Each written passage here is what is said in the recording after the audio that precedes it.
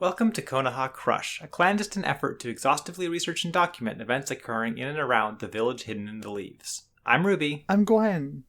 Hi, Ruby. Hey Gwen, how's it going? How's it been this last week? Pretty good.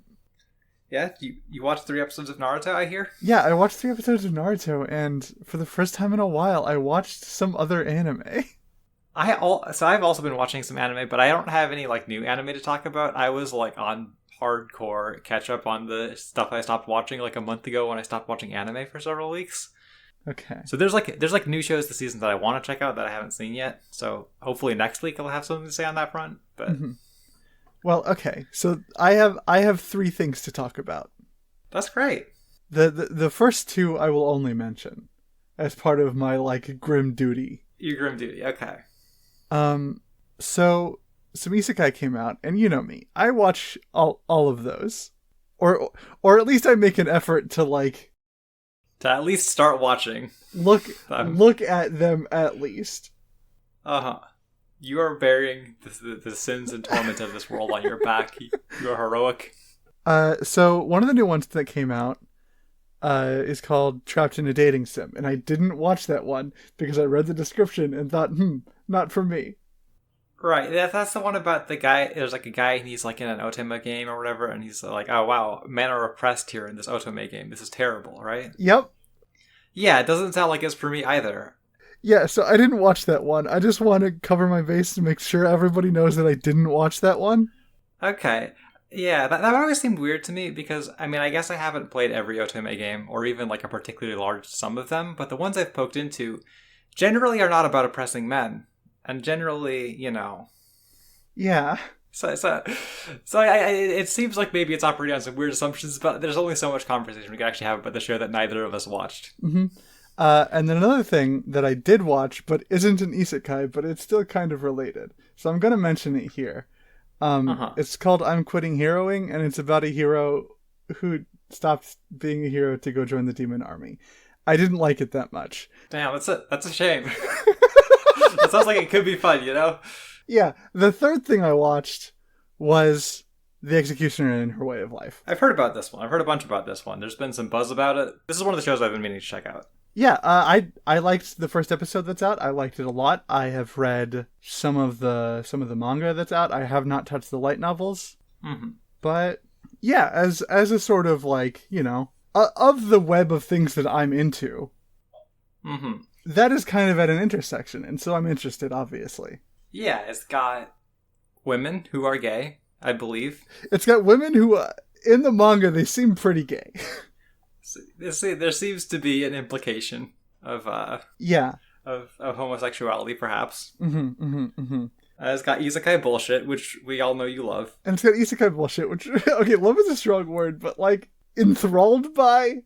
You have a complicated fondness for. Yeah. Yeah, and so the first episode of that was fun. We didn't actually meet the other main character. It was just the executioner whose way of life this is about. Right, I understand that it's sort of I guess we're getting to spoilers for the first episode of the show, but I feel if you're close enough to anime, you've probably heard some discussion about this because there was kind of a bizarre kerfuffle about it, but the idea is it's kind of a rug pull, right, where there's a boy gets isekai'd and then he gets murdered by the end of the episode by the executioner. Yeah, that is the case. And that boy existed in the manga.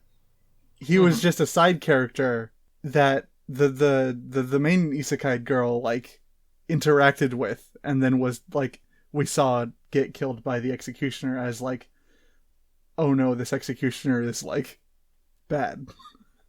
Gosh, this is bad news. Yeah. There's a woman who can kill you. We all hate that. Mm-hmm. Yeah, so... because I'm online enough to know that some people do very much hate the idea that there is a woman who's out there killing, gormless, generic isekai boys, but, it's so couldn't be funny. me. Yeah, I think it's really good, actually, to have that in the world. We need a little more of that energy in our day-to-day lives. Absolutely. What if... Anything you want to talk about? Anything you've been up to? No, not really. Again, it's just been a lot of catch-up, and I don't know if I have a ton to say about anything I've been watching that I haven't already said on here. I watched I finished up that second season of Princess Connect, and, it's It's the show it is. I said it was last time, and I still had a lot of fun with it, despite some reservations. And then the season ended, and it was like, all right, I did it. Nice. Yeah, that's good. I'm just closing the book on a few things so I can feel like better about actually starting up the new seasonal stuff I want to watch. That makes a lot of sense. Do you want to go ahead and get into the episodes then? Yeah, sure. Okay. Episode 39, Bushy Brow's Jealousy, Lion's Barrage Unleashed. Yoroi is eating Sasuke's chakra and Orochimaru is stoked because that means he'll have to use the curse mark. Naruto calls out Sasuke for acting like a bitch in the ring. This causes Sasuke to spot Rock Lee in the stands, and that gives him an idea. Sasuke jacks Lee's style and kicks Yoroi into the air and follows up behind him with the dancing leaf shadow. Sasuke never actually saw what Lee does after this, though, so he gets ready to improvise, but not before his curse mark pops off. He fights it off, not wanting Naruto to be right about him being a bitch, and hits Yoroi with a series of hits as they fall, finishing in a heel kick to his stomach as he hits the ground. They both hit the ground hard, but Sasuke stands first. With Yoroi out cold, Gekko calls the match in Sasuke's favor. Oh, yeah, so this first segment is the segment of the episode I have like a little less to say about, just because it's like mostly fighting. Yeah. But like I know last week I touched on how Yoroi doesn't know what the fuck is up. Yoroi really doesn't know what the fuck is up. No. Like it's amazing how stark the contrast between him going like, yes, I'm gonna suck Sasuke's chakra out and that'll kill him, and Orochimaru's be like, yeah, he's gonna suck Sasuke's chakra out and then Sasuke's gonna kill him. Like nobody in the room believes that Yoroi has a chance of winning. Nobody watching the show believes that Yoroi has a chance of winning. The stakes are only like, is Sasuke gonna be able to win this without using the curse mark? And at no point are they, is Sasuke going to lose this? But Yoroi's like, I'm the fucking best guy in this room right now. I'm so fucking tough and cool. Orochimaru's watching this and he thinks I'm badass. Yeah, I mean, look, Yoroi, your like chakra sucking is pretty cool. It would work against anybody except Sasuke or Naruto or like Gaara right now. A lot of people get bad matchups here in this room. Yeah. And of course, I love the classic beat of like Naruto seeing Sasuke be a loser. He's like, hey, don't be a loser. You're badass, actually. Hey, stop being cringe. Yeah, it's great. I love that kind of like he doesn't really know how to support his bro in a meaningful way, but he's here to like. Oh yeah, he's here to be rude from the stands and hope that's enough. And it is. Also, can I just say, Sasuke had a name prepared for this move he was gonna do. So like he thought about it, right? Like maybe he's just got like a sort of like list of names to use for something eventually. He's like, okay, this seems like it's like a lion's barrage. Now that I've done it. Yeah. He just fucking strikes it off the list. All right, he's got to come up with another one later to like replace it, but he's feeling pretty good about that. Everybody thinks it was pretty badass. It unfortunately doesn't look that good, but like in the episode itself, the animation is kind of like. Yeah, like it's a little stiff, and the editing on it makes it kind of hard to like follow sometimes. Mm-hmm. But in theory, it's cool to kick a guy a bunch of times as he's like falling out of the sky and then like slam him to the ground. Yeah, totally. I don't know. I feel like I really don't have a ton to say about this first half of the episode, but I think there's a bunch to dig into in the second half. If you're good to move on. Yeah, let's move on. Kakashi pops in and everyone's mega impressed with Sasuke before he gets whisked away by Kakashi to go get that curse mark sealed. The next match is Shino and Zaku, who has both of his arms in a sling. Before the fight, Orochimaru ducks out to check on Sasuke. Zaku takes one arm out of the sling and starts the fight with the big sound blast. In a weird pillar dungeon, which I can only assume is just behind the arena, Kakashi seals the curse mark with a big array written in blood. Kakashi tells Sasuke that the seal will only work as long as his will to suppress the curse mark holds, and Orochimaru steps in to say hi. So I think we're like we're running into at this point in the arc because I think we're really hitting the point where they start to need to stretch out these episodes a little bit from the source material. And in the next two episodes we covered this week, there's a handful of like additional scenes. Mm-hmm. But here we just get like really into the weeds of everybody like going around and talking about how cool Sasuke is and like replaying the footage we just saw in their heads as they talk about how cool Sasuke is. Yeah. I think my favorite is the bit where Guy is thinking about it, and we get the action footage played again, but we just got Guy's head like slowly like sliding into the corner of the frame. Yeah. It's just one of those things that I don't like see as like a representation of like people thinking about like a fight that just happened in shonen anime. So and like perhaps as a result of that, or so like basically it just looks extremely silly, and I'm in love with it. Yeah, it's amazing, actually. I think more things should be like that. Yeah, I think we should just really put more filters and like more guys like, you know, like statically sliding across the frame as they think about things. I think we need to like maybe we just get like a guy's face sort of like slowly rotating in the center of like a fight recap of something that just happened. That would be great. Yeah, that's pretty good. I think my favorite bit of everybody like talking about how great Sasuke is Kakashi be like, Sasuke has finally unlocked the Sharingan's true power, which is extremely funny in retrospect. Yeah. Because I mean not just in the sense that there's a lot of Sharingan powers that we haven't even seen a little bit of yet, but also I feel like Sasuke is not really like gonna be a copying techniques guy in the future. No, not really.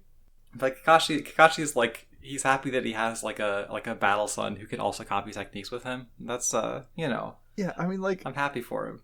Yeah. Kakashi was so happy when he learned he was going to be teaching an Uchiha. Right? Can you imagine? The only guy who has Sharingan knowledge is like applicable for left in the world. Yeah, like literally.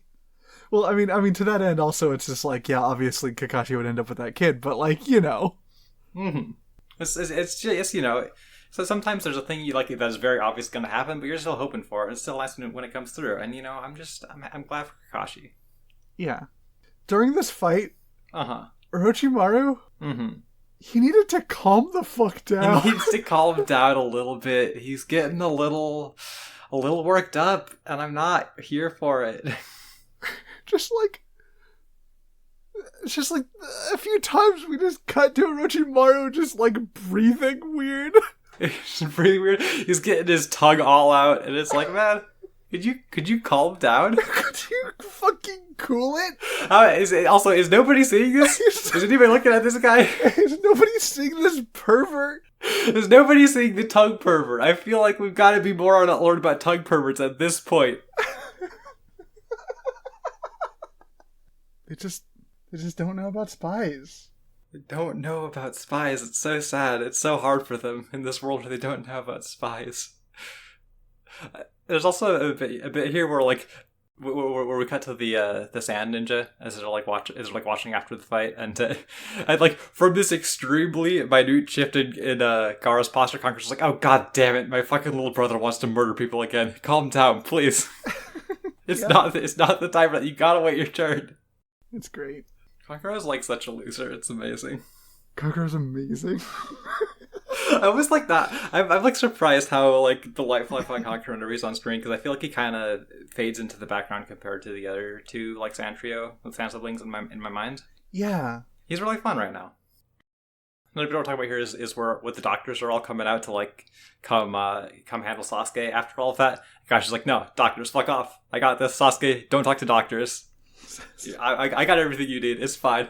I know about how much blood you can lose. I know about how to get the poison out of your body by losing blood. I'm like a medical expert. Yeah, don't listen to doctors. They're always telling me I'm wrong about how the body works. And look. They're always telling me that I'm wrong to solve all my problems by getting blood out of somebody's body.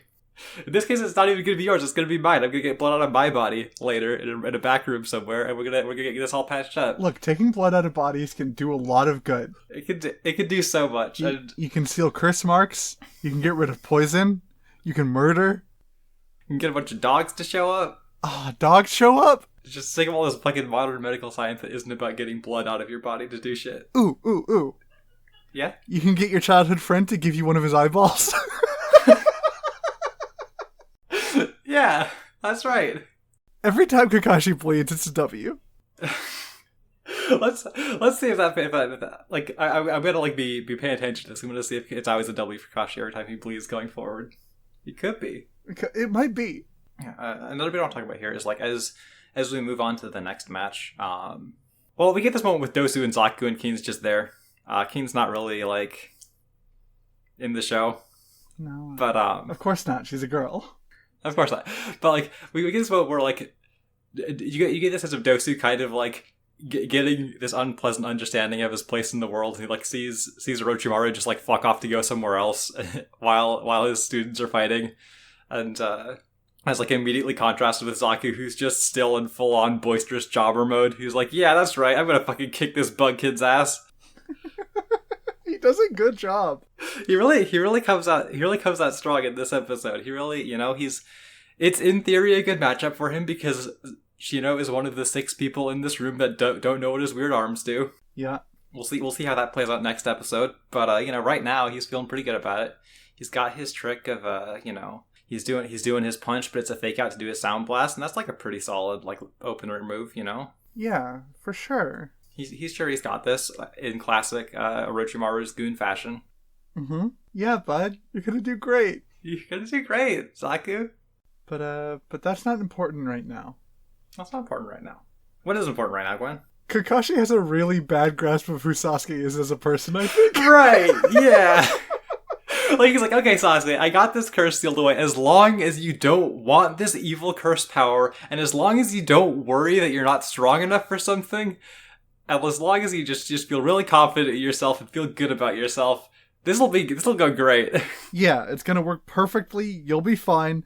Just don't have any doubts, and definitely don't try to get stronger through it. Big ask. We'll see how it plays out for him. It's certainly a bold move. Yeah. And of course, marking the end of the episode, Orochimaru just shows up in here. I don't know if they don't have guards back here, if they're just like really lax about this Orochimaru thing. Well, they don't have guards anymore. Shit, you're right. Like I guess that's really the thing, is like we're probably meant to believe like, yeah, Orochimaru can just fucking show up wherever he wants to because he's like that strong and nobody can really stop him. But also, there's like not even lip service paid to the idea that like, I just feel like they're being too lax about this Orochimaru situation. There's no way around it. He just gets to go wherever he wants, and nobody's even like... Yeah, if we just saw like a couple of corpses behind Orochimaru... They know he's after Sasuke! Yeah. They got one guy in this room. Who's like busy. He just got a lot of blood out of him. I think it's really funny the way that Orochimaru talks to Kakashi just like in this episode. Like it's really just like, hey man, what's up? Been a while. Yeah, it's been a while. Hey, how's it going? Oh, you got sealing jutsu now? That's cool. Hey bud. I mean, if we want to talk about Orochimaru talking to Sasuke, I feel like we should just... Orochimaru talking to Kakashi, I feel like we should just move on to the next episode where we get more of that. Yeah. Okay. Episode 40, Kakashi and Orochimaru, face to face. Orochimaru tells Kakashi that he's after Sasuke's Sharingan. Shino took the sound blast like a champ and let a swarm of bugs loose behind Zaku, and tells him there's no way to fend both him and his swarm off with only one good arm. Zaku remembers his life as a hungry child stealing bread, and Orochimaru's promise to make him strong. Resolving himself not to let all the effort go to waste, Zaku whips out his other arm and goes to do a sound blast. Picking up right from the end of the last episode, we've got Orochimaru talking to Kakashi more, and this is like less of a thing in the anime translation. Like it's sort of there, but in the manga translation, it really comes across like Orochimaru is just giving this really shitty riddle to Kakashi about what he wants. Where he's like, oh, you know how it is. 2 guys have something, and a third one's just got to get it too. You haven't had it for very long yourself, you know. Know what it is yet? And Kakashi's just like, oh. But I love the idea of Orochimaru as a shitty riddles guy. So funny. Also, like, what's really funny about the way Orochimaru was talking to Kakashi here and in the last episode is he mentions Kakashi not having the eyeball yet the last time they saw each other. Mm-hmm. And so the last time he saw Kakashi was as a child. Yeah. Right? And so I just think it's really funny that he's still kind of like talking to him like a kid. Mm-hmm. Well, Kakashi's what, like 25? That's like baby age to Orochimaru still. Orochimaru's like, I don't actually know the ages of Naruto characters. I'm not going to look at the wiki right now, so I'm not going to prolong this bit further. Yeah, but, I mean, he's like Jiraiya aged. He's Jiraiya aged, which is 50? Yeah, like 50s. That's my guess. I could be wrong. Jiraiya could be like 30. He is an old-looking 30. He's probably not 30. He just fucked up going sage mode so many times, he just looks old now. Did you have more you wanted to say about that? No. Shino's got bugs. Shino's got bugs in him. This is like a belief I've held for quite some time. Uh-huh. Like that dates back to like me watching the show when I was way younger. Mm-hmm. But like, so in the manga you can kind of see like the bug sort of like scurrying out from under his skin, and they're like tearing up his skin a little bit, and he's bleeding. And that's kind of gross and creepy. But the way it looks in the anime, where he's got like these perfectly bored like holes It's worse. that like lead into a void, it like behind his cheek. I always freaked me out way more when I was younger. I don't have that visceral reaction anymore. But at this point in my life, when I'm definitely like, that's kind of weird. That's kind of gross. Why'd they do that? Well, What are those? How does that happen? it would be hard to draw. It would be hard to animate the bugs tearing through the skin. It would be harder to animate, and it'd also maybe be like a little A little much. harder to get on to show on TV in this time slot. But I just have this very like strong memory of being like more freaked out about how it looked here, and I still think it's a little freakier here. Definitely. Like, it's definitely creepier. It was like, what is going on with his body? He's got these like 3 perfectly circular bug holes. Like, do they just open up wherever? It's weird. I don't like it. I mean, despite that, I think Shino's cool. Oh, Shino's very cool. Don't get me wrong. I just think the bug holes are like. Mm-hmm. We'll talk about this a little bit in the next segment, but like, I think Japanese voice Shino is cool. Because I also noticed this because I was like checking like lines in the dub, just to, like, so sometimes both the manga and the sub translation of a line is like kind of weird, and I want to get like a third take on it to like. That makes sense. But we should keep talking about this part. Let's move on to Zaku. Yeah, so Zaku's getting cornered by bugs, and we get the biggest like addition from the biggest addition to what was in the manga here, which is the big Zaku flashback. We get like 4 panels of Zaku like thinking about Orochimaru telling him he can be strong in the manga, but the anime it's this whole big scene of Zaku's like running through the streets from like people he's stealing bread from, and I kind of like this scene. I think it's like it's the kind of thing that makes you like almost root for Orochimaru if like Zaku wasn't also like a disposable guy to Orochimaru. Right. I mean, like it sells you on what like how Zaku sees Orochimaru, because like it's this really like striking scene where you've got all this like really harsh lighting and these really like we've got like these like fairly short buildings, but there's like these overhangs and these wires like going from building to building that kind of like leave the whole thing feeling really cramped and like claustrophobic. Mm-hmm. It's got like this really like harsh orange and red lighting the whole time, and the guys who are chasing Zaku are like like very often just completely in shadow, just like hugely imposing and like dominating the frame. And then he like, runs into Orochimaru, and Orochimaru is just drawn so much more normally, and like he's just talking to Zaku, and he is like presented much more evenly, and he's like, hey kid, you can be strong, and I'm gonna like. If you follow me, I can show you how you can achieve that. And like obviously this is Orochimaru just like using this kid, but like.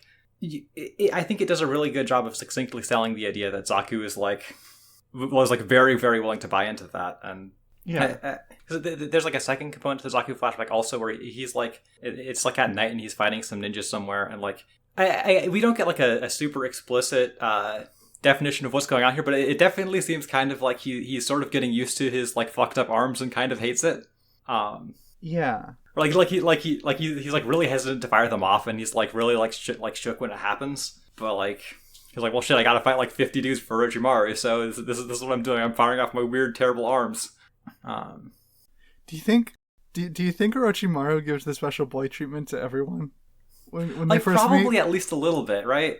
Yeah, right. I mean, like because even Yoroi, who like knows there's a clear sense of like favoritism, but like among Orochimaru's guys, like there's guys who matter more than he does. Mm-hmm. He still has that sense of like, okay, but I can still show off enough. I can still prove myself, and I'll be in his good graces again. Like it definitely seems like everybody wants to be Orochimaru's special boy, like regardless of what that means for them. Yeah, which is pretty much exclusively bad things. Yeah. But the alternative is being the one that gets fed to the special boy. So like, yeah, no, I do really like this like little bit of expanding Zaku's backstory. It's not like the most.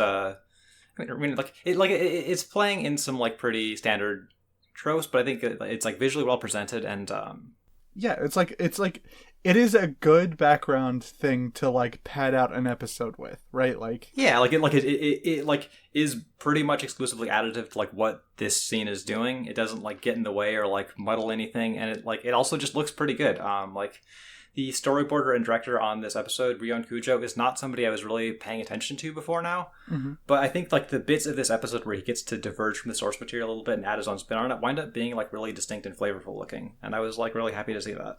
Yeah. So is that the episode? Do you want to... Not the episode, but the segment? Do you want to... Yeah, I'm going to move on to the next segment of the episode. Orochimaru has a chat with Kakashi about the Sound Village and pawns and sacrifices, while Zaku's arms blow up. But like in the bad way this time, because Shino put bugs in his weird handholes. Orochimaru takes a step forward and Kakashi threatens to kill him. Orochimaru laughs and lays out the truth that the seal won't work, because Sasuke will turn to Orochimaru and the curse mark in pursuit of power. On his way out, he hits Kakashi with a wave of bloodlust that leaves Kakashi all shaken. Shino is announced the winner of this fight, and we get a little background on his whole deal after Neji sees all the bugs in him with his Byakugan. Kakashi shows up in time for the next round to be announced. It's Kankuro versus Tsurugi Mizumi, the last guy from Kabuto's squad. All right, yeah. So once we get back into this segment of the episode, we see what Zaku's whole belief in Orochimaru and wanting to live up to him amounts to, and it's his arms explode. It's basically nothing. The kid is fucked. It's over for him. It's terrible. Yeah, you hate to see it. You hate to see it. This is another one of those things that gets kind of toned down for the anime. In the manga, one of his arms just like explodes clean off. Oof. So not really gonna, like, definitely not the sort of thing that Orochimaru is gonna bother to fix up at this point. No, hon, you're done. He's done. He put bugs in him. He put bugs in his arms. Or like we get the whole thing where like this bit of the fight is like intercut with like Kakashi and Orochimaru talking, and Kakashi's like, is Sasuke just a pawn to you too? And Orochimaru's like, nah, Sasuke's better than that. Those fucking idiots out in that main room though, they're fucking chumps. They're not anything to me. Like immediately after we get Zaku's whole like tragic flashback and like his expression of his like, you know, his dedication to Orochimaru and trying to be strong for him, and it's just like, oh yeah, that kid's fucking nothing. And his arms explode, and it's just like, you hate to see it. You hate to see it. But I do kind of love to see Orochimaru in this scene. I think Orochimaru's like kind of incredible throughout this whole episode. Yeah. Like he's just got this really great presence. We get this like extremely classic moment of like two guys talking around something where Orochimaru's like, you see, the hidden sound village is my village, and you already know what I want with that. And Kakashi's like, your ridiculous ambition, and they like just nobody says anything, but like it's just one of those things that you're either exhausted with or you like learn to delight in if you're like really into shonen manga. And I'm you know, when it's these two guys, I could be a little delighted in it because they're really fun. And yeah.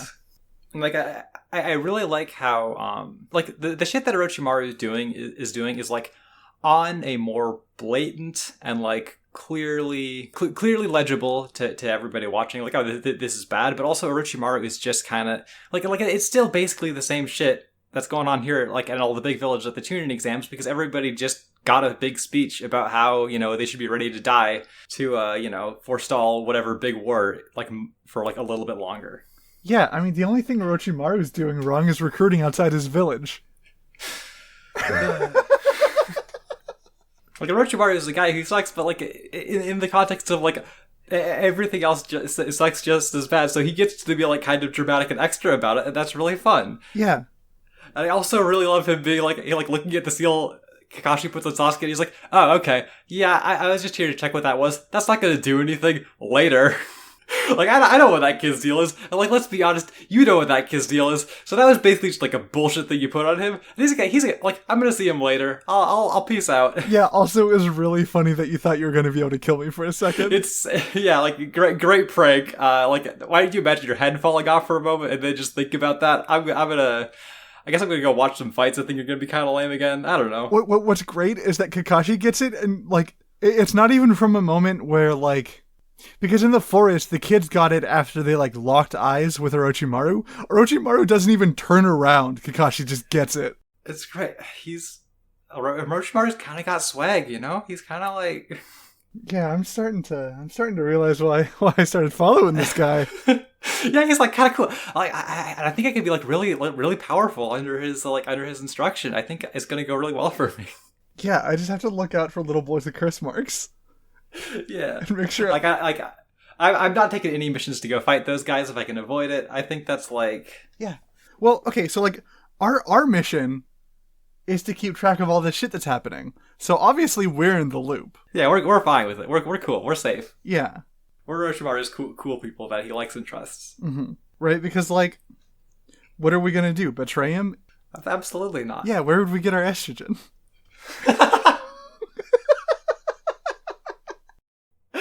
God. But yeah, cutting back out to the main room, I like that in contrast to everybody being like, whoa, Sasuke's cool at the end of the previous match, everybody's kind of like, oh, this guy's kind of gross. Oh, jeez. This guy's kind of a weirdo. Is it okay that he can do that? Is that normal? Is he healthy? Like, does it hurt? Like, even Kurenai's like kind of like creeped out about it. It's like, come on, lady, you should be a little more used to this by now. Yeah. Be supportive of your student here. You should be like, yeah, that was awesome bug powers. I'm like, oh, geez, I hate your bug powers, kid, but go work out there. Okay, speaking of, the part where Shino is like walking back up into the stands, and they're like, "Hey, good job," and he's all like, "Yeah, you guys do good too," you know. Mm-hmm. I think is a very good spot to like key into the differences between the Japanese voice and the English voice. Yeah, this is something I picked up on too, because occasionally I will check a line in the dub to like just sort of like get a third take on like a translation of a line. So I noticed Shino's voice and I was kind of taken aback. Well, what do you have to say about this? Okay, so first to establish a baseline, the Japanese voice of Shino is very deep. It's very dry. お前たちにも期待してるぞ. The English dub is very, like, sneery and higher pitched and whiny. Just see that you two do the same. Yeah, he's being played as like a completely different guy. He's like he's got like a weird, creepy nerd voice. It's kind of stunning. I was really taken aback. Why'd they have to do him like this? Why'd they do that? It's just a weird decision. It's a strange decision. It like totally changes the character. God, there's like a piece of Shino lore that I keep thinking about that I don't know if I want. I don't know if I want to edit out the part where I'm talking about this, so it could be like a surprise when we get there in the podcast.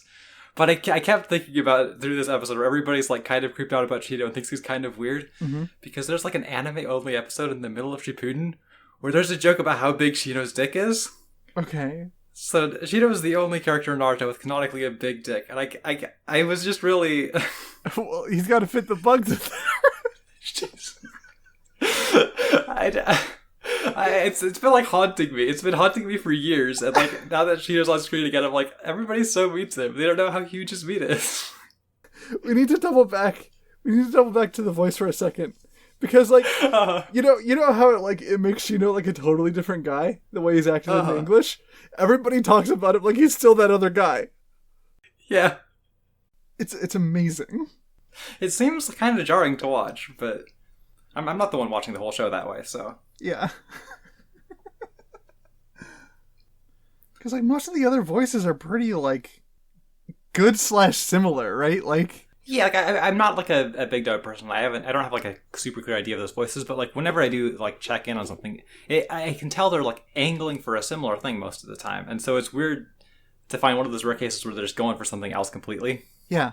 But yeah. So the episode closes out as we get to like, you know, Kankuro gets told he's like it's his turn to go out and fight, and he's super amped up about it, which I think is great. Like I love that for all of Kankuro's like, Gar, you gotta be cool, you gotta be normal about this. He is like just as much of like, yeah, I love fighting, I love when weird, scary violence happens to a guy. I love doing like fucked up ninja techniques on a guy. But he's just like, I could be normal about what I'm not doing. That makes me so much fucking cooler than my little brother. Yeah. Kankuro is such a good fucking character. Kankuro, like, he's just a silly guy, and I love that for him. Yeah, he's great. I also think it's very funny that we get a cut to Baki, who is like the Sand siblings like teacher, who's like, Kankuro, you've got to take this more seriously, and it's like, no, he fucking doesn't. Tsurugi Misumi isn't anybody. It's like, there's like nobody in this room that's less of a character than that guy. Like, Kei doesn't say anything, but at least she was like on screen before now. She said some like weird shit to Sakura before. Yeah. Are we ready to just go ahead and move on to the fight? Yeah, so the next episode. Yeah, I mean, if you want to call it a fight. God. All right. Episode 41, Kunoichi Rumble. The rivals get serious. Tsurugi gets all wiggly and wraps around Kankuro, saying he dislocates all of his joints and uses chakra to control it. Kankuro's not convinced to give up, so Tsurugi breaks his neck. The match almost gets called when it's revealed that real Kankuro is in the wrapping, and the body Tsurugi is all wrapped up in is Kankuro's puppet. Kankuro squeezes him until he gives up. Ino confronts Sakura in the bathroom and tells her to quit. Sakura refuses and makes it back just in time for the next round to be announced. It's Sakura versus Ino. Okay, so like bad sign number 1 for Tsurugi, not mentioned in the title of the episode. Yeah. Bad sign number 2, there's like no recap at the beginning of this episode to like try and set up this fight. It's just Kankuro and him standing next to each other. So like he's getting nothing. Uh-huh. Bad side number 3, his special ninja power is that he has a bad skeleton. Yeah, I mean like the one good side is like I feel like the bit where he's like making his body all weird and like wriggling around Kankuro is like actually pretty well animated. Like there's like a surprisingly solid feeling to his fucked up body stretching around Kankuro. It's like there's some like really like cleanly animated cuts that like communicate his fucked up body very clearly. I think this episode in general, including a sequence in the next part, is like the most well animated episode in this batch. Oh, for sure. Yeah, there's like a lot of yeah. It's like one of those episodes of Naruto that is like just kind of like very like quietly good looking a bunch of the time, where like there's it's a little hard for me to find a lot of information about who did like what cut, but like there's a lot of there's a handful of like series regulars working on the show. We've got like on this episode of the show, we got Koji Yabuno on this episode, and I don't know what scenes he animated, but like he's like a very solid animator who is like basically still working on Naruto to this date. Like I think he had a scene on Boruto pretty recently. Mm-hmm. I didn't super prepare like a list of people to talk about this time, because they're just kind of like there's a lot of animators who are like mostly not in the tier that gets like talked about a ton, but like it's a lot of like clearly very solid people making like a solid looking episode of the show. Yeah. Anyway, just like a bad fucking matchup for Tsurugi, like. Yeah, like he's got that moment of like, oh yeah, I snapped his neck, and there's another like kind of cool cut where you've got like Kankuro's neck just like wobbling back and forth a little bit. Yeah, and then like the face cracks and you can see like the chips falling on the floor. It's great. Yeah, it's great. And then then it's done. It's over for him. Gecko's like, geez, I'm glad I didn't call that one off. That would have been really embarrassing. Yeah, imagine being like, all right, the match is over, the kid's dead. And Kankuro's just like, wait a fucking you second. motherfucker! What do you even do in that situation? Do you have to be like, all right, actually, you keep going? Because then, like, you kind of, like, you've ruined Kankuro's whole moment. Like, you just... Okay, but, like, yeah, you ruined the moment, but also, like, Kankuro isn't losing there anyway. Yeah, I guess the guy is still wrapped up, like, has still wrapped his body around a death trap, so, like, Kankuro's probably still got it. Yeah, and then there's the bathroom scene.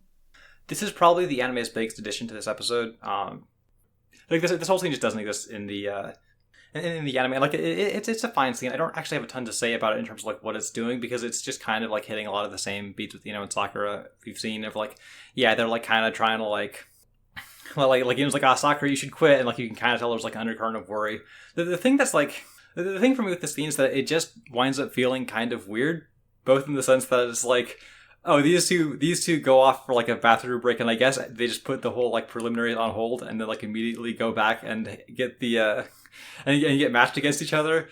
And like in that context, I kind of can't help think like, oh, are these two just like, is this like a prank on these two for fucking off and delaying everybody? It's like we never said near the rules. We get to go have a bathroom break, so actually you two are gonna fight each other next.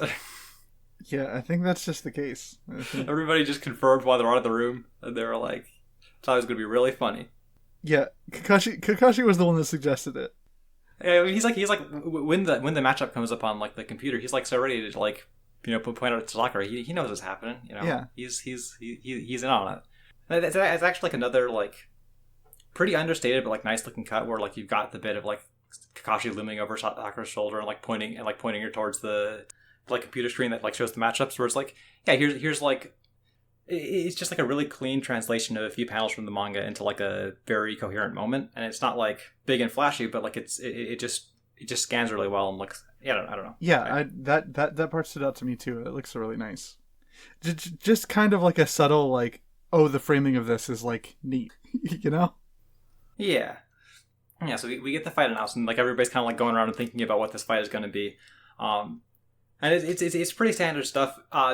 There's a thing I want to talk about that mostly relates to translation differences, which is to say, in every version of the scene but one, Awesome is looking at this and he's going like, Ino's like the top of her class, but I have to wonder, is she going to be able to go all out against Sakura, her friend?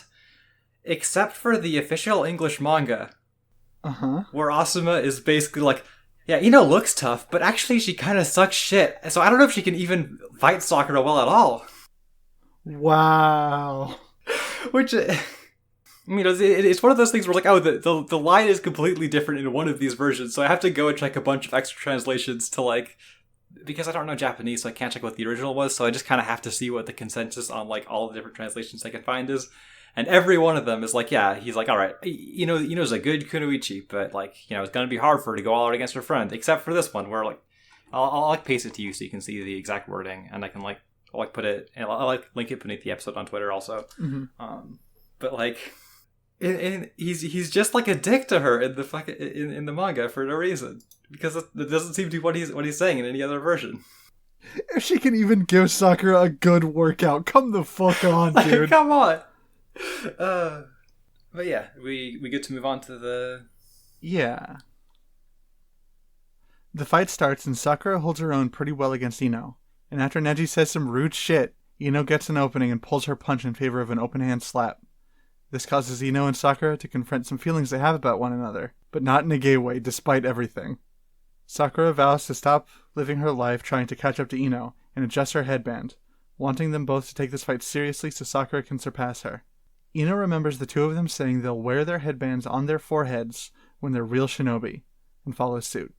Yeah, like this back half of the episode is like, I mean, like there is some fighting in here, like especially in the anime version of it, where they like they make sure to kick off the bit with like another pretty good looking like exchange of blows between Sakura and Ino. Yeah, this was the best looking fight sequence in this whole batch of episodes. Yeah, for sure. It's like it reads cleanly. That it moves nice. It's again it's just like a pretty quietly good looking episode of Naruto, and I'm always happy to see that. But like broadly, this is definitely like mostly the emotional setup, set up to the to like the fight itself, and so we do have the anime adding that bit of action just to like make it start out like a fight, and we also have like the really weird scene where Neji is like looking at this. He's like, so this is how good girls can fight. I'm not impressed. Yeah, it's just like, what the fuck, dude? It's like, come on, man. It's unbelievable. Why is he like this? Well, the thing that Tenten says is like, okay, it's not because they're girls. They're just not very good. Like, I'm a girl, I'm strong, but like... Yeah, but like, okay, this is Naruto we're watching, and like, I really wish that were true. yeah, I really wish Tenten had a single on-screen fight in the manga ever. But yeah, so this sort of like builds to the moment where like Ino's going to like punch Sakura, and then she like remembers Sakura as a child and like holds back at the last moment. And then we get a flashback to Sakura and Ino in girl class. Fucking girl class. I can't fucking believe girl class. I was so mad. Oh, man. Like... Justification we get for girl class is like, the girl's like, yeah, in addition to learning all of your ninjutsu and stuff, you also need to learn girl things, like flower arrangement. Yeah. And like... So you can be good spies. Which... Okay, so the thing about Orochimaru is he's the first motherfucker to figure out that spies don't have to be girls. Right. So nobody's looking for boy spies. God. That's why he's fucking pulling it up this shit so well. Yeah. I mean, like, the thing that's...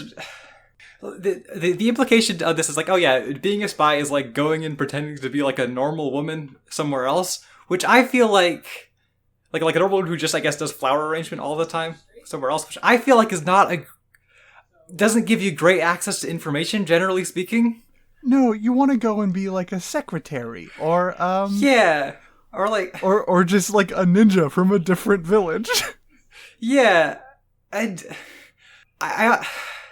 my thoughts go in two directions. Like from here, like one is like, okay, what's going on in boy class? Are they like learning sports stats so they can fucking talk about like baseball players convincingly to be like normal dude spies in other villages, or do they just have like ninjutsu time?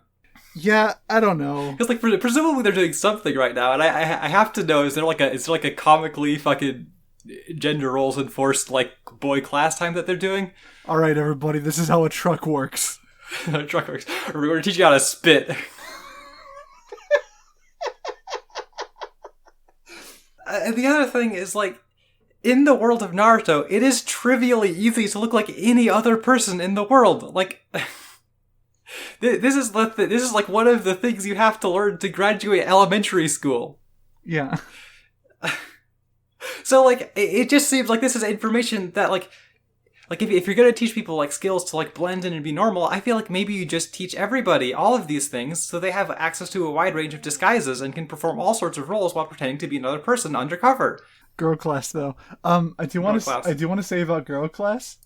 I found our biggest nobody yet. Who's the biggest nobody yet? I missed this one. Is it the teacher here? Or? No, it's Ami, the bully. Oh, does Ami the bully ever show up again? No. Oh my god, we might have done it. This might be the biggest rando.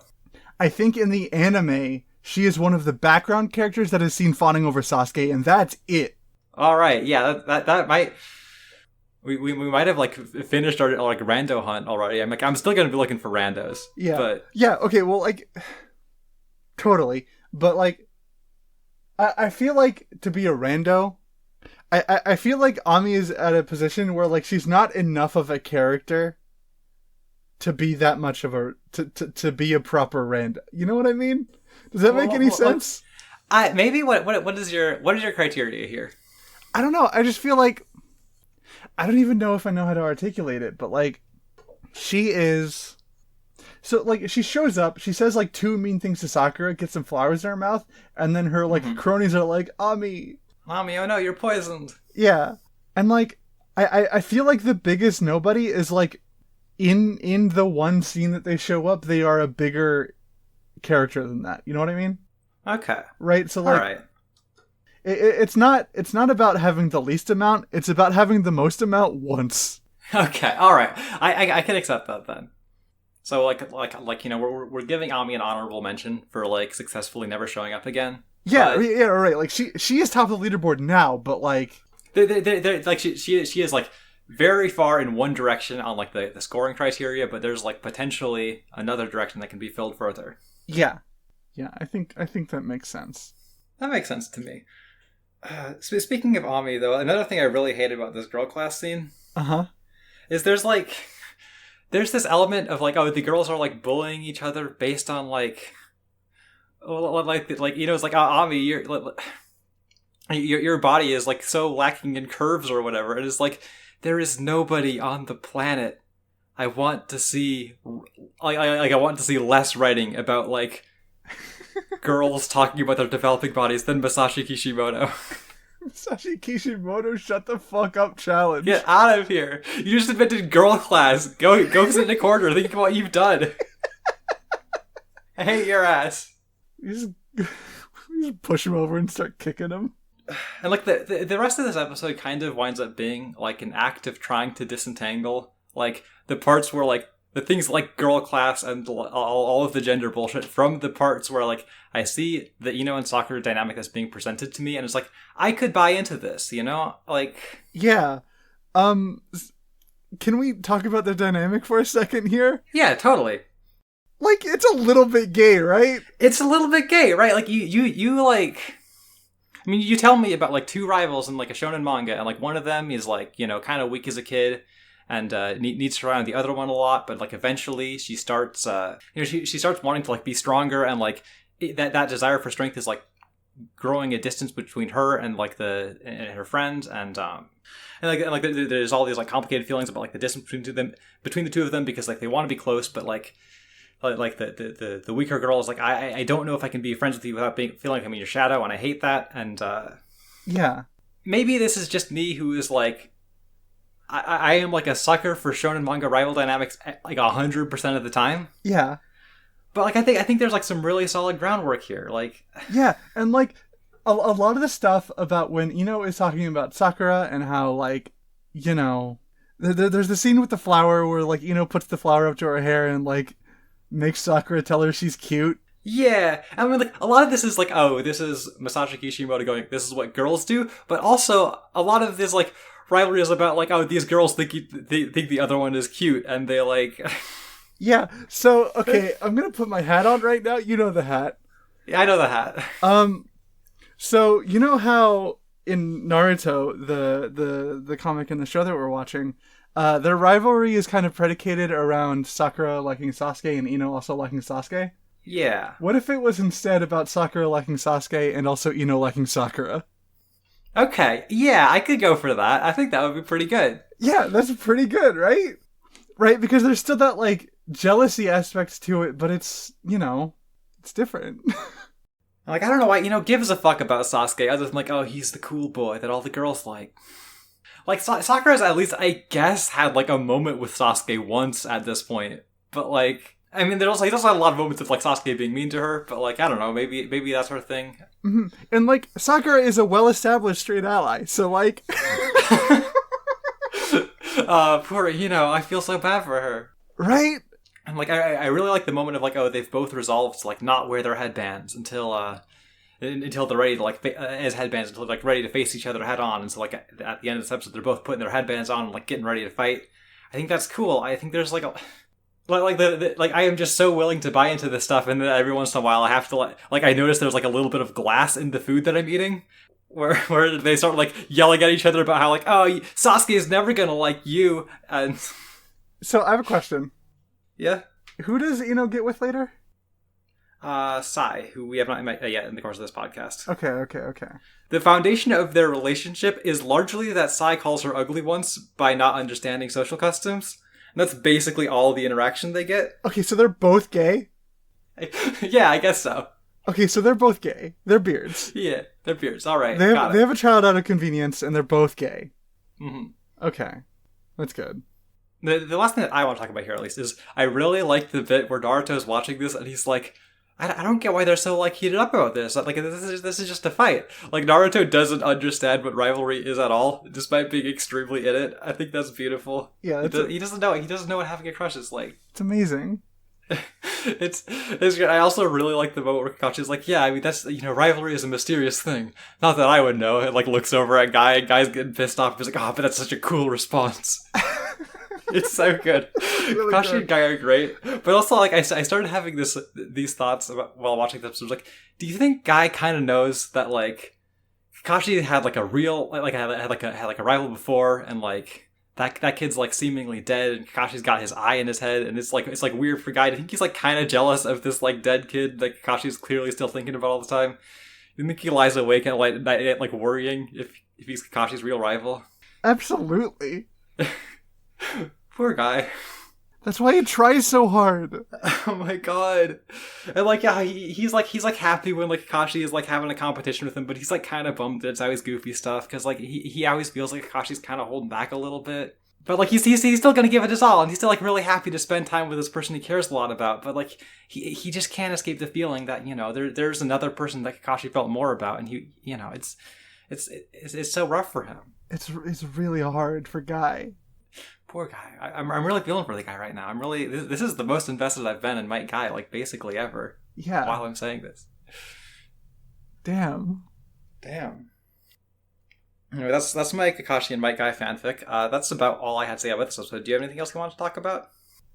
The flashback scenes with Ino and Sakura were so gay, Ruby. They're pretty gay, right? They're like, kind of gay seeming. Like, really gay. Yeah. Like, I don't know if my brain is just poisoned from reading so much Yuri manga recently. I mean, look, yeah, probably, but that's fine. Like, my brain is poisoned the way where I see indie shonen rivals ever, and I'm like, yeah, that's gay. This is a gay thing. Yeah. So, but like, you know, we have to accept our poison, and we can't, and then live with it. We have to, and then we just go on the podcast and we say that all these characters are gay, even though they're not, because Masashi Kishimoto is the straightest man in the world. Yeah. This is our cross to bear. This is our cross to bear. Like, we're right, though. We're right. So I think that does it. All right. Yeah. What are we watching next week? We are watching episodes 42, 43, and 44 of Naruto. Nice. Hey, if you want to support the podcast, you can check out our Patreon. That is patreon.com/KonohaCrush, all one word. Any images we talk about during the episode can be found on our Twitter @KonohaCrush, all one word again. And thanks for listening. See you later, and remember, there is no such thing as filler.